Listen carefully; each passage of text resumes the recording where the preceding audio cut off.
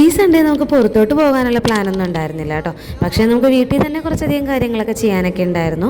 അങ്ങനെ രാവിലെ പള്ളിയിലൊക്കെ പോയിട്ട് വന്നു നമ്മളുടെ കാര്യങ്ങളൊക്കെ തീർത്ത് ഇടയ്ക്കൊന്ന് ഫ്രീ ആയപ്പോൾ ചെറിയൊരു വിശപ്പ് വന്നപ്പോൾ കീ എനിക്കൊരു ഫുഡൊക്കെ ഉണ്ടാക്കി തന്നായിരുന്നു.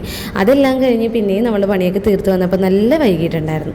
അപ്പോഴാണ് അമ്മയ്ക്കൊരു പിസ്സ വേണമെന്ന് പറഞ്ഞത്. ആദ്യം നമ്മൾ വിചാരിച്ചു നമുക്കത് ഓർഡർ ചെയ്യാമെന്ന്. പിന്നെ കരുതി നമ്മളിന്നൊന്നും പോയിട്ടുണ്ടായിരുന്നില്ല. നേരത്തെ പറഞ്ഞ പോലെ നമ്മളെല്ലാം കഴിഞ്ഞ് ഫ്രീ ആയപ്പോൾ നല്ലോണം ലേറ്റ് ആയിട്ടുണ്ടായിരുന്നു.